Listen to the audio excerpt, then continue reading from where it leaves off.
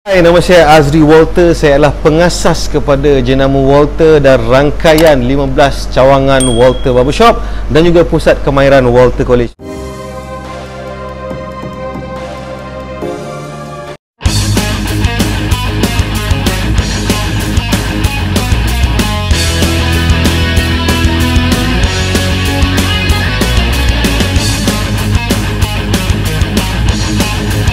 Sebenarnya hidup kita ni apa kita sangka. 6 bulan kita hit sale RM1 juta.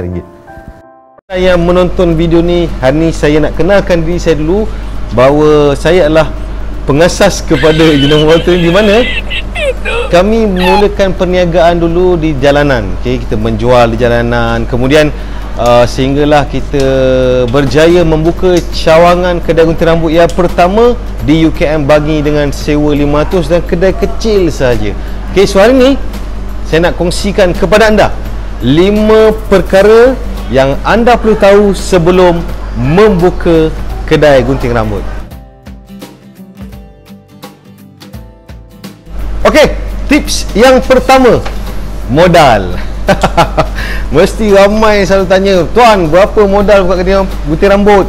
Berapa modal nak mulakan bisnes?" Okey guys, sepanjang pengalaman saya 8 tahun menjalankan perniagaan kedai fizikal ni, yang pertama sekali nasihat saya untuk anda yang berhajat untuk membuka kedai gunting rambut sendiri, yang pertama, jangan keluar modal langsung untuk permulaan. Kenapa?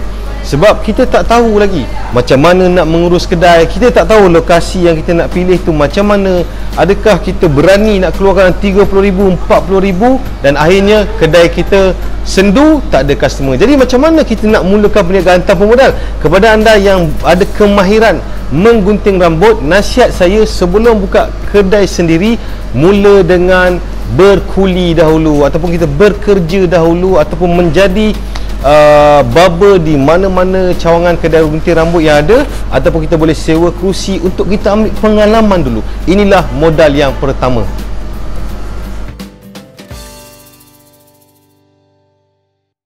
Okeylah. Kepada anda yang nak keluar agak duit modal, okey guys, ini tips dia. Yang pertama sekali, bila kita nak buka kedai fizikal ataupun kedai gunting rambut, pastikan pilih lokasi yang berpeluang untuk ada trafik yang tinggi. Tapi kita semua tahu kalau trafik tinggi, dah tentulah sewa mahal, betul tak? So apa kita boleh buat? Macam mana kita nak mulakan walaupun sewa kita murah? Kita cari kedai yang sewa separuh dulu, ataupun kita mulakan dengan kedai di tingkat atas dahulu. Itulah permulaan yang paling terbaik. Okay, nasihat saya untuk mereka yang nak sewa kedai, mulakan dengan sewa RM2,000 ke bawah. Ini paling selamat. Okey, itulah tips tentang modal.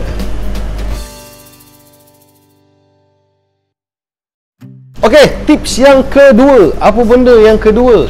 So selepas kita dah tahu mana lokasi kita nak sewa dan berapa sewa yang kita boleh, tips yang kedua, kita perlulah, mestilah kalau nak buka kedai gunting rambut, mestilah kita kena ada barber, betul tak? So apa yang anda boleh buat guys, buat iklan di mana-mana media sosial, di grup-grup barber ataupun di mudah.my pun kita boleh buat iklan untuk mencari mereka-mereka yang ada kemahiran untuk gunting rambut. So tips dia guys, mesti rajin buat iklan untuk cari pekerja, jawatan kosong.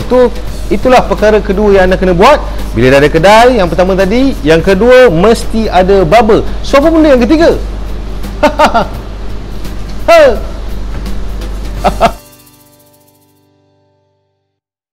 Few moments later. Yang ketiga.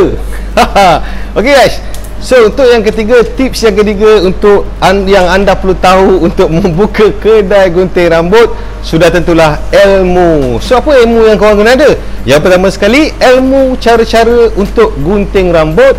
Yang kedua, ilmu macam mana cara nak menguruskan kedai gunting rambut. Yang ketiga, ilmu macam mana nak buat pemasaran untuk beritahu seramai mungkin orang tentang kedai gunting rambut anda. Yang keempat, ilmu macam mana nak menguruskan pekerja ataupun barber anda. So inilah tips seterusnya. Jadi kepada anda yang tak ada ilmu, sebelum kita nak mulakan buka kedai ni, cari ilmu dulu. Kepada anda yang tak pandai gunting rambut, pergi belajar dulu. Belajar gunting rambut kat mana-mana college yang ada sekarang ni. Dapatkan ilmu itu dahulu. Macam mana nak buka kedai gunting rambut kalau tak pandai gunting rambut?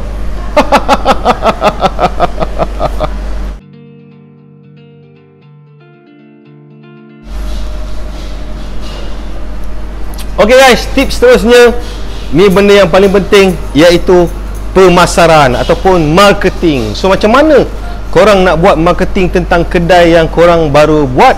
Okey, apa yang saya buat dulu yang pertama sekali, kalau contoh kita buka kedai di Kampung Serendah, Kuala Selangor contoh, pastikan sebelum kita nak tapau Kuala Lumpur, Johor, Pontian semua, pastikan semua penduduk Kuala Selangor tahu tentang kedai gunting rambut anda. So apa korang boleh buat? Macam saya dulu, saya pergi Petronas, jumpa orang, saya bagi tahu, bang, saya ada buka kedai gunting rambut. So kita boleh gunakan flyers, kita boleh gunakan business card, dan kita boleh gunakan kawan-kawan yang kita kenal. Kita panggil dia circle of influence. So kita mulakan dengan orang-orang terdekat kita dahulu guys. Okay, so guys, kalau tak ada pemasaran, tak ada orang akan tahu kedai anda. Kalau tak ada orang tahu kedai anda, handal macam mana pun anda gunting rambut, akhirnya apa jadi? Sendu. Duduklah korang seorang-seorang dalam kedai tu. Nak kena buat kedai? Mana tips seterusnya?